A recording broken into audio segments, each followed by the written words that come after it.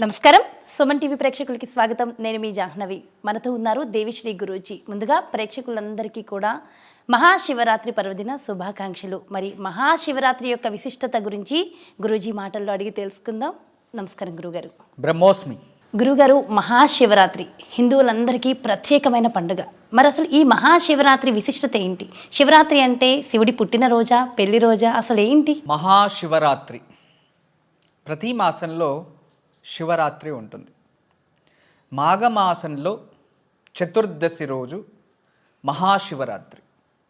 ఇందులో మహా అంటే పెద్దదన, మహా అంటే విశేషమన, మహా అంటే అంతులేనిదన అని ఒక్కొక్కరు ఒక్కొక్క విధానంగా విమర్శన చేస్తూ ఉంటారు. పురాణాల ప్రకారం, వైజ్ఞానిక ప్రకారం అన్ని విధాలుగా మనం ఆలోచించాలి. శివరాత్రి పేరే రాత్రి అనేది ఉంటుంది. మనము అన్ని పర్వదినాలని ఆచరిస్తూ ఉంటాం. ఉగాది ప్రతి ఒక్క పర్వదినంలో కూడా ఉదయాన్నే లేచి స్నానం చేసి ఉదయాన్నే పూజించాలి. రాత్రి జాగరణ ఉండే పర్వదినాలు ఏది లేదు. రాత్రి ఆచరించే ఒక పర్వదినం అంటే ఈ శివరాత్రి మాత్రమే.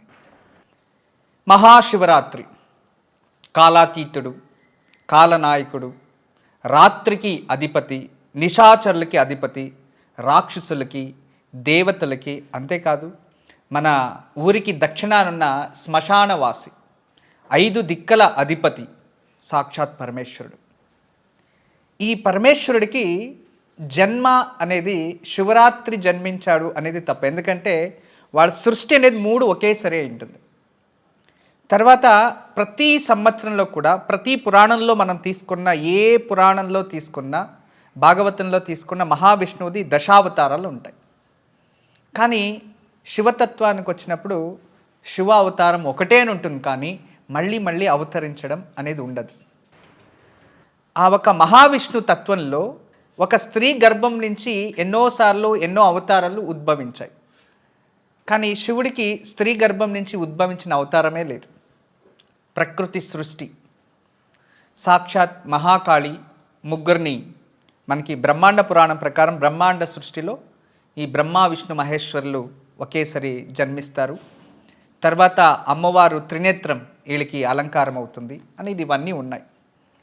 అయితే ఈ మహాశివరాత్రి అనేది విశేషంగా పరమేశ్వరుడు ఆలాహలాన్ని స్వీకరించిన రోజు. మరొక జన్మ సముద్రమథన కాలం. ఇది చాలామంది విమర్శన జరుగుతూ ఉంటుంది. శివపురాణంలో ఒకటి ఉంది, గరుడ పురాణంలో ఒకటి ఉంటుంది, ఈ తర్వాత నారద సంహితలో ఒకటి తెలియచేస్తారు. ఏది అసలు నమ్మాలి అని ఇక్కడ ఎగ్జాక్ట్లీ అందరూ అర్థం చేసుకోవాల్సినది ఏంటంటే, మనకి ఒక్క సంవత్సరం దేవతలకు ఒక్కరోజు ఇది. అప్పుడు ఒక్కరోజు అంటే ఉదయం నుంచి సాయంత్రం మరుసటి రోజు వరకు 24 గంటలు, మనకి 365 రోజులు. ఈ 365 రోజులు మనము ప్రతి మాసానికి ఒకటి అనుభవించేది. దేవతలకి 2 hours అంతే. అప్పుడు అన్నీ జరుగుతాయని నమ్మాలి వాళ్ళు. అలా ఆ ఒక ఆలాహలం అంటే సముద్ర మథన కాలంలో ఆ ఒక ఏదైతే విషము అనేది బయటకు వస్తుందో ఆలాహలం, దాన్ని ఎక్కడ పోయాలో తెలియదు, ఎక్కడ వేయాలో తెలియదు. భూమిపైన పడితే జనాలు, ఋషులు, ఈ సంపద నాశనం అవుతుంది. సముద్రాల్లో చేరితే ఎన్నో జీవరాశులు సజీవంగానే ఇక చనిపోతాయి. అది ఎక్కడ వేయాలో తెలీదు. చాలా అందులో అది తీసుకుంటేనే ఈ అమృతం లభిస్తుంది అన్నప్పుడు దేవాన్ దేవతలంతా ఏం చేయాలో తెలియనప్పుడు అప్పుడు పరమేశ్వరుడు నేనే తీసుకుంటా అని ఆ ఆలాహలాన్ని స్వీకరిస్తారు. ఆ ఆలాహలాన్ని స్వీకరించిన సమయమే ప్రదోషకాలము అంటాం. ప్రతిరోజు ప్రదోషం ఉంటుంది, కానీ మహాప్రదోషకాలం అది త్రయోదశి ఆచరిస్తాం. అయితే ఆ ప్రదోషకాలంలో ప్రజ్ఞాహీనుడు అవుతాడు. ప్రజ్ఞాహీనుడు త్రయోదశి. చతుర్దశి మనకి తిథి ప్రకారం చతుర్దశి వచ్చినప్పుడు ఆ అమ్మవారు తన చేతుల నుండి ఈ ఒక పండేసుకొని అమ్మవారు తన కాళ్ళపైన పడపెట్టి ఆ చేతిని ఇక్కడ నొక్కేస్తుంది అనమాట, లోపలికి విషం పోకుండా. అప్పుడు శివుడికి ఆ ఒక వజ్రంలాగా విషకంఠుడిగా మారుతాడు, అక్కడే ఉండిపోతుంది అది. తర్వాత దేవాను దేవతలందరూ, ఋషి మహర్షులందరూ కూడా ప్రార్థించిన తర్వాత ఆ ఒక పరమేశ్వరుడు ప్రజ్ఞాహీనంగా ఉంటాడు కదా, ఒక పరమేశ్వరుడికి ఆ సమయంలో ఒక ప్రజ్ఞ అనేది వస్తుంది. అప్పుడు కళ్ళు తీయంగానే దేవాదేవతలు అందరూ చూస్తుంటారు. అది చతుర్దశి సాయంత్రం అయి ఉంటుంది. అదే మహాశివరాత్రి. ఆ రోజు శివరాత్రి కళ్ళు తీశాడు కాబట్టి శివుడు పరమేశ్వరుడు, అమృతం వాళ్ళ చేతికి వచ్చింది కాబట్టి దేవతలందరూ ఆచరించే పర్వదినం ఒక మహాశివరాత్రి. అందుకే దానికి మహాశివరాత్రి అని వచ్చింది. శివరాత్రి రోజు జాగరణ ఎందుకు చేయాలి గురువుగారు? అంటే ఇది ఒక విజ్ఞానం. మహాశివరాత్రి అనేది ఒక విజ్ఞానం, ప్రకృతిలో జరిగే మార్పు అన్నమాట ఇది. ఇప్పుడు శిశిర ఋతువు, మనం ఈ శిశిర ఋతువు ఈ శివరాత్రి అయిపోయిన తర్వాత ప్రకృతిలో చాలా చేంజెస్ వస్తుంది. సూర్యుడు కూడా ఉత్తర దిశన ప్రయాణం చేస్తున్నాడు. మాఘ సప్తమి, రథ సప్తమి, ఇక ఇవన్నీ ఇలా చేస్తూ ఉంటే చక్కగా బాగా గమనించాలి మనం. ఇవన్నీ కూడా సైన్సే. ఇవన్నీ అర్థం చేసుకుంటే పూర్వీకులు ఋషి మహర్షులు మనకి సంప్రదాయము అని ఒక పేరు పెట్టించారు. కానీ ఇప్పటి ఒక జనాంగాలు చూస్తే అది టోటల్లీ ఒక విజ్ఞానం, విశిష్ట జ్ఞానాన్ని విజ్ఞానం అంటాం. ఒక విజ్ఞాన రూపంగానే మనం తీసుకుంటున్నాం, అంతే వ్యత్యాసం. అయితే ఈ ప్రకృతిలో జరిగే మార్పు వల్ల మనం జాగరణ ఉంటే ఈ సమయంలో మన శరీరంలో ఉన్న సప్త చక్రాలు కూడా జాగృత వ్యవస్థ వస్తాయి. ఆ జాగృత వ్యవస్థ వచ్చిందంటే మనకి ప్రభావళి అని ఒకటి ఉంటుంది, ఆరా ఎనర్జీ అంటాం. అది వృద్ధి చెంది మనకి అన్ని విధాల ఆరోగ్యం ప్రాప్తిస్తుంది. మనిషికి మానసిక స్థితి అనేది చాలా విశేషం. శుక్లపక్షం కృష్ణపక్షం రెండు ఉంటాయి. అమావాస్య నుంచి పౌర్ణమి, పౌర్ణమి నుంచి అమావాస్య 15 రోజులు. అయితే అమావాస్య నుంచి అమావాస్యకి 30 రోజులు. ఇదిలో మధ్య అంటే చంద్రుడు. ఎప్పుడు కూడా చంద్రుడు ఎప్పుడైతే ఉంటాడో అప్పుడు ప్రకృతిలో చంద్రన అలలు భూమిపైన పడడం వల్ల సముద్రాలలో ఎక్కువ అవుతూ ఉంటాయి, సముద్రం పొంగుతూ ఉంటుంది. ఇది సముద్రం పైన ప్రభావం చూపించినప్పుడు మనిషి పైన ప్రభావం చూపిస్తుంది. అందువల్ల అటువంటి సమయంలో మానసిక స్థితిని, ఏకాగ్రతని పెంచుకోవడానికి ధ్యానము, మెడిటేషన్ ఇలాంటివన్నీ చేస్తారు. ఇదే విధానంగా అమావాస్య దగ్గరికి వస్తేనే చాలామంది వరకు మనం చూస్తుండొచ్చు దేవాలయాల్లో, మా పైన భగవంతుడు వచ్చాడు, దేవుడు వచ్చాడు. కొందరు డిప్రెషన్కి వెళ్తూ ఉంటారు. అమావాస్య దగ్గరికి వస్తేనే చాలా యాక్సిడెంట్స్ జరుగుతూ ఉంటాయి. అమావాస్య 2-3 డేస్ ఉందంటే భూకంపాలు జరుగుతాయి, చాలా భూకంపాలు. అమావాస్య రోజు గ్రహణాలు వస్తూ ఉంటాయి. ఇవన్నీ మనం చూడొచ్చు. బిఫోర్ డే చతుర్దశి. ఈ మాసంలో గురుత్వాకర్షణ శక్తి మరియు ఆ సూర్యుని కిరణాలు రాత్రి పగలు వ్యత్యాసం ఉంటుంది అన్నీ కూడా. ఆ వ్యత్యాసం ఉండడం వల్ల ఈరోజు మనం ఎవరైతే నిద్ర లేకుండా ఆహారాల్ని కొన్ని త్యజించి నిద్ర లేకుండా జాగరణ చేస్తారో, భక్తిపూర్వకంగా ఉంటారో వాళ్ళకి ఆరోగ్యము ప్రాప్తిస్తుంది. మరియు హార్మోనియల్ ప్రాబ్లమ్స్ ఏదైనా ఉంటే అది సాల్వ్ అవుతుంది. ఎప్పుడైతే లివర్రు మరియు హార్మోన్స్ కరెక్ట్గా ఉన్నాయో వాళ్ళకి శరీరంలో ఆమ్లజనకం అనేది ఎక్కువయ్యి అది బ్రెయిన్లో కూడా ఆమ్లజనకం అంటే ఆక్సిజన్ లెవెల్ పెరిగి బ్రెయిన్లో ఆమ్లాలు ఏదైతే మెదడులో ఆమ్లాలు ఉత్పత్తి అవ్వాలో అవి చక్కగా ఉత్పత్తి అయ్యి మనిషికి మానసిక శక్తి, స్థైర్యాన్ని, దృఢత్వాన్ని ఇస్తుంది. అంత గొప్పది. ఉదయాన్నే మనం లేవాలి అంటాం. ఎందుకు అంటే ప్రకృతిలో అన్ని పుష్పాలు అప్పుడు తానే విడుగుతూ ఉంటాయి. ఎందుకు మధ్యాహ్నం ఎందుకు విడగకూడదు? మార్నింగే కదా విడుదలవుతాయి, సువాసన అవన్నీ విరజల్లుతూ ఉంటాయి. నది ప్రవాహం కూడా స్పీడ్గా అవుతుంది, సూర్యుని కిరణాలు వస్తూ ఉంటాయి. అటువంటి సమయంలోనే ఆ పుష్పాలన్నీ విడుగుతూ ఉంటాయి. ఈ టైంలో మనము జాగ్రత్త వ్యవస్థ ఉంటే మన శరీరంలో కూడా హార్మోన్స్ కొన్ని ఆమ్లాలు రిలీజ్ చేస్తూ ఉంటాయి. ఆ టైంలో బాగా నిద్రపోతూ ఉంటే ఆ ఆమ్లాలు రిలీజ్ చేయకుండా అతని శారీరక సమస్యలు రావడం, మరి వేరే ఇంకేదైనా సమస్యలు ఉద్భవించి డిప్రెషన్ పోవడం ఇవన్నీ ఉంటాయి. అంటే పర్టికులర్ ఈ మహాశివరాత్రి రోజు ఆధ్యాత్మికంగా వెళ్తే ఆధ్యాత్మిక శక్తి ప్రాప్తిస్తుంది. శివుని పైన ఏకాగ్రత పెంచుకుంటాం, భక్తి మార్గంలో ప్రవేశం చేయొచ్చు. మరియు ఈ సమయంలో ప్రకృతిని అర్థం చేసుకోవాలి అంటే ఈ భగవంతుని ధ్యానం చేస్తూ భగవంతుని నామస్మరణ చేస్తూ ఉంటే ఈరోజు మన బ్రెయిన్ అంటే ప్రతి ఒక్క మనిషికి కూడా మెదడు శక్తి ఎలా ఉంటుందంటే ప్రకృతిలో ఉండేదాన్ని డైరెక్ట్గా తీసుకోవడానికి కెపాసిటీ ఉంటుంది. ఇది బాగా అర్థం చేసుకోవాలి అందరూ. ఇప్పుడు నేను ప్రకృతులను సృష్టి అయ్యాను, మీరు అంతే. ఒక చెట్టు, ఒక పుష్పం, ప్రతి ఒక్కటి పంచభూతాలనే సృష్టి అయ్యేది. నేను కూడా అలాగే సృష్టి అయ్యాను. నేను పంచభూతాల సృష్టి అయ్యేది, పంచభూతాల ఇంకోటి సృష్టి అయ్యేదాన్ని నేను డైరెక్ట్గా తీసుకోవచ్చు. ఆహారం పండుకుంటాం, తింటున్నాం. అదే విధానంగా పులులు, సింహాలు అవి కూడా వేటాడి ఇంకొక జీవాలని తింటున్నాయి.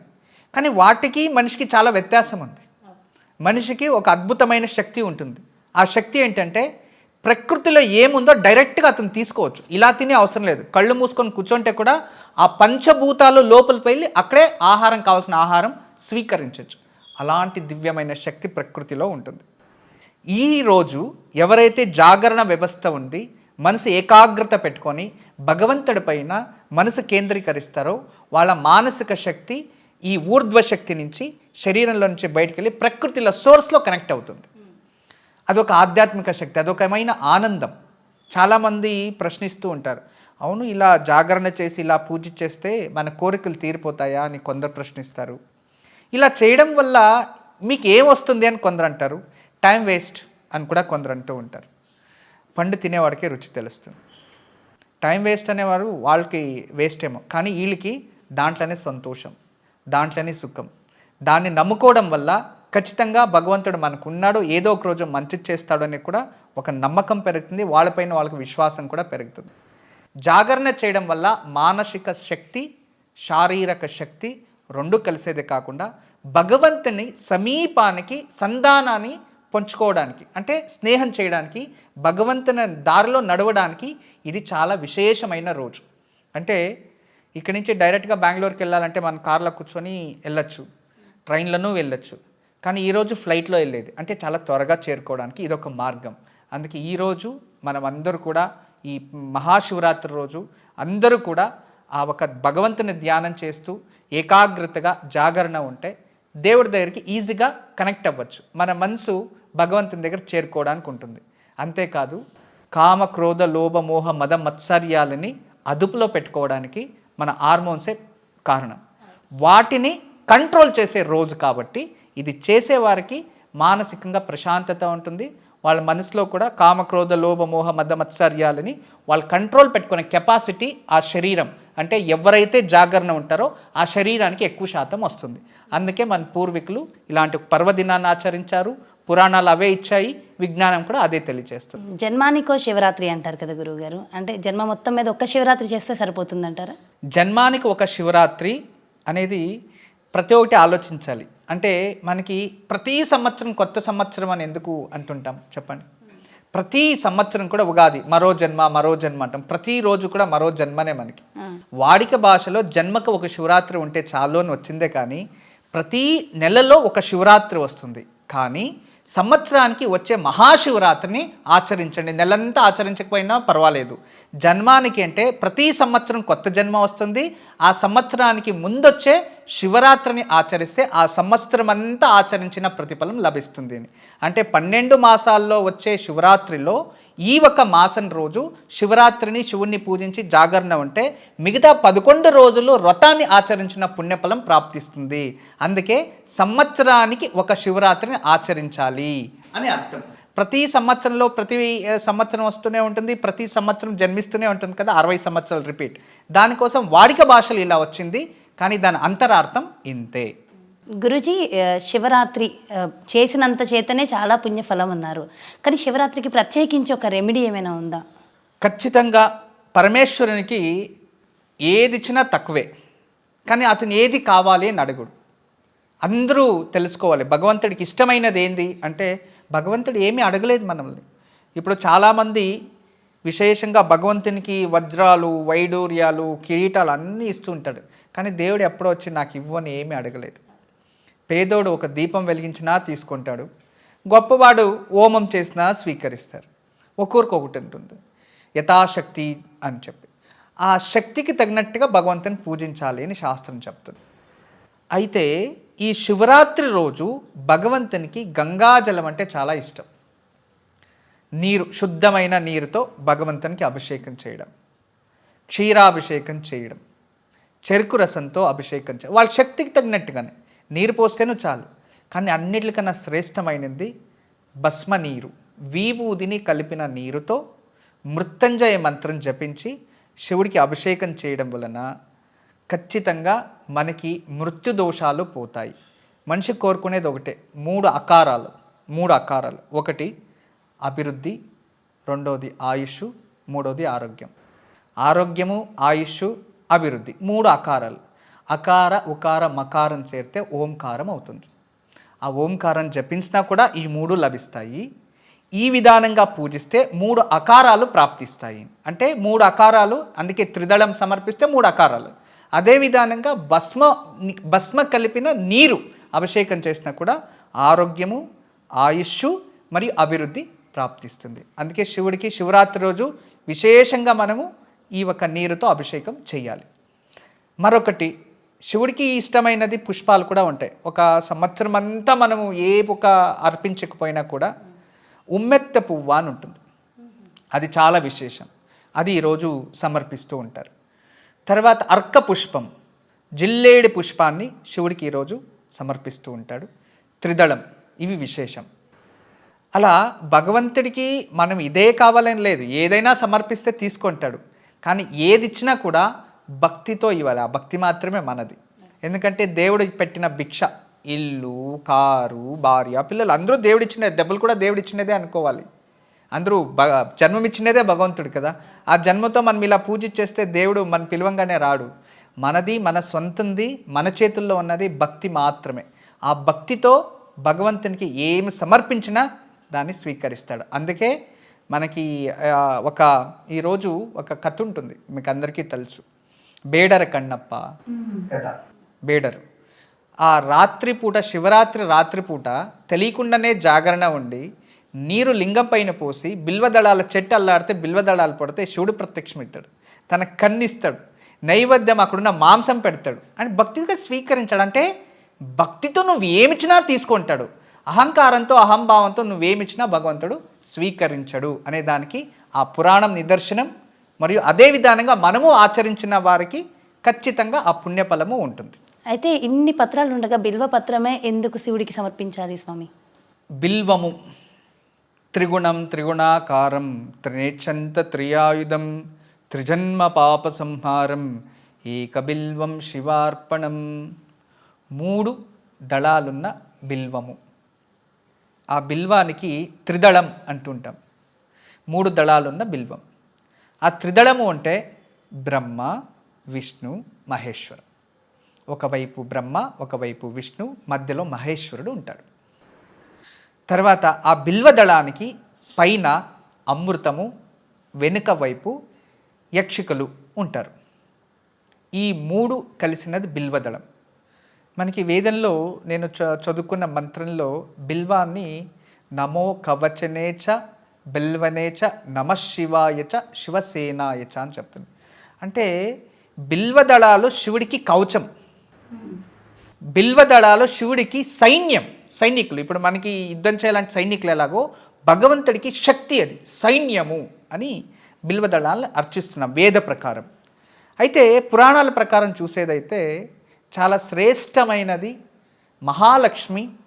తను ఈ ఒక కమల పుష్పాలతో పూజిస్తూ ఉంటే కమల పుష్పాలు సరిపోవు.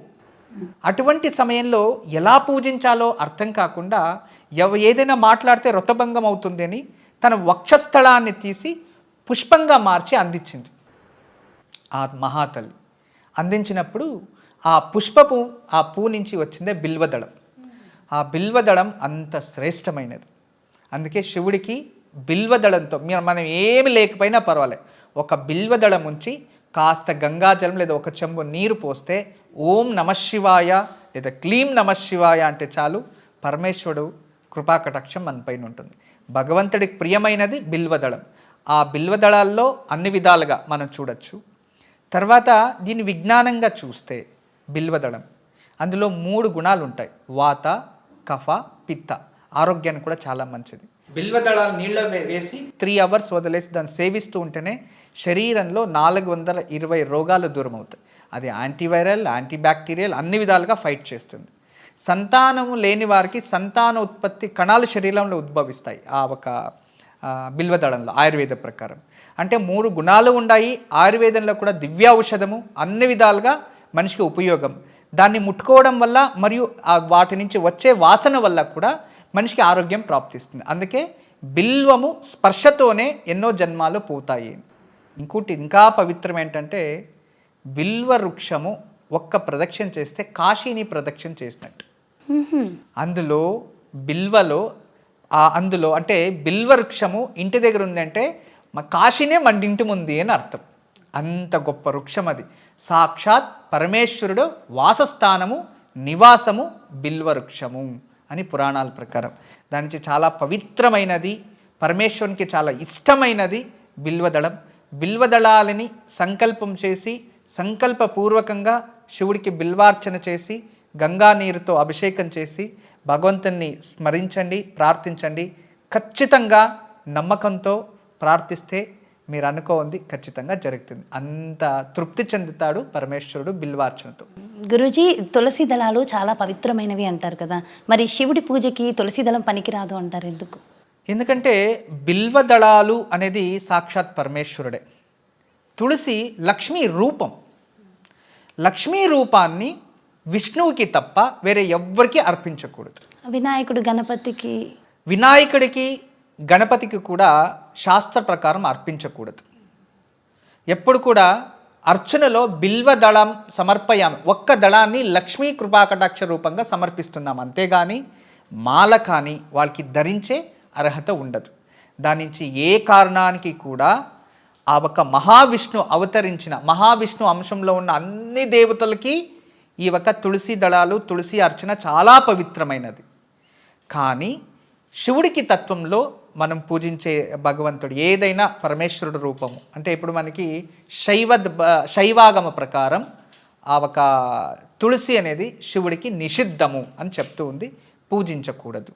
ఎందుకంటే సాక్షాత్ లక్ష్మీ రూపంని శివుడు స్వీకరించడు, అందువలన సమర్పించరాదు. అందులో చాలా అంతరార్థం ఉంది. అంటే దీని గురించి మనము చాలా చెప్తూ ఉంటే చాలా ఉంటుందన్నమాట. తులసి ఎలా ఉద్భవించింది, తులసి దేవి ఎవరు, అవన్నీ తెలుసుకోవాలి. దాని నుంచి శివుడికి మరియు శైవ పూజల్లో తులసి నిషిద్ధం. బ్రహ్మచారులు భగవంతుడికి మరియు సన్యాసులు మరియు ఈ ఒక మహావిష్ణువుకు సంబంధించిన వారికి వీటిని సమర్పిస్తూ ఉంటారు. గురూజీ, ఇంకొక ప్రశ్న, అంటే శివరాత్రి రోజు శివుడికి దీపం ఏ విధంగా పెట్టాలి? శివుడికి తైలాభిషేకం అంటే చాలా ఇష్టం, తైలాభిషేకం కూడా చేస్తారు. పరమేశ్వరుడికి ఈరోజు విశేషంగా నేను చదువుకున్న దీంట్లో కూడా అన్ని విధాల తైలాలతో కూడా అభిషేకం చేస్తూ ఉంటారు. తైలాభిషేక ప్రియ అని కూడా అంటుంటారు. తైలాభిషేకంతో తిల తైలము అంటే నువ్వుల నూనెతో శివుడికి చాలా శ్రేష్టమైనది. నువ్వుల నూనెతో దేవాలయాల్లో వెళ్ళి వెలిగిస్తారు. దేవాలయాల్లో వెళ్ళి అదే ఇంట్లో వెలిగించేటట్లయితే స్వచ్ఛమైన ఆవు నెయ్యితోనే వెలిగించాలి. ఇంట్లో లేదు అంటే దేవతా తైలము అంటాం. దేవతలకే తైలము, దేవతా తైలం పేరే దేవతా తైలం. అంటే విప్ప చెట్టు, విప్పమానుతో, విప్ప పుష్పాలతో, విప్పకాయలతో తయారు చేసిన విప్ప నూనె, వాటితో సర్వశ్రేష్టం. ఫస్ట్ అన్నిటికన్నా శ్రేష్టమైనది విప్ప నూనె, రెండోది నెయ్యి, మూడోది ఆవాల నూనె. వీటితో శివుడికి విశేషంగా శివరాత్రి రోజు వెలిగిస్తూ ఉంటారు. అది చాలా మంచిది. దేవాలయాలకు వెళ్ళి వెలిగించేటట్టయితే దేవాలయంలో తైలాభిషేకం, నువ్వుల నూనెతో అభిషేకం చేస్తే కూడా శని దోషం పోతుంది. అక్కడ నువ్వుల నూనెతో దీపాలు వెలిగించడం వల్ల చాలా ఉపయోగం, ప్రకృతికి అది మంచిది. ఓకే, ఏ సమయంలో వెలిగించాలి? అంటే ఒకవేళ ఆలయ దర్శనం చేసుకుంటే ఏ సమయంలో దర్శనం మంచిది అంటారు? శివరాత్రి రోజు ఇది రాత్రి ఆచరించే పూజ. పొగలంతా శివధ్యానం చేయాలి. రాత్రి 4 కాలాలు ఉంటాయమ్మా. సాయంత్రం 6 గంటల నుంచి 6:30, దాదాపు 6:30 నుంచి అనుకోండి, 9 లోపు ఒకటి, తర్వాత 9:32 నుంచి 12 వరకు ఒకటి, 12 నుంచి 3 ఒకటి, 3 నుంచి 6 వరకు. ఈ 4 సమయాల్లో ధ్యానం చేస్తూ జాగరణ ఉంటూ ఒక ఆరతి ఇచ్చి శివుడికి ఒక గ్లాసు నీరైనా అభిషేకం చేయాలి. లేదు ఇవన్నీ మాకు చేయడానికి అవ్వదు అంటే ఒక మంగళారతి ఇచ్చి నమస్కరిస్తూ ఉంటే ఆయా సమయంలో శివుని ప్రాప్తించచ్చు. అంటే సాయంత్రం 6 నుంచి 9 లోపు ఒక సమయం, తర్వాత 9 నుంచి 12 ఒకటి, 12 నుంచి 3, 3 నుంచి 6, ఈ 4 సమయాల్లో మధ్యలో ఏ సమయంలో అయినా శివుణ్ణి పూజించాలి. అలా పూజిస్తేనే పూర్ణఫలం ప్రాప్తిస్తుంది. చాలా చక్కగా వివరించారు గురువుగారు. Thank you so much. నమస్కారం. బ్రహ్మోస్మి.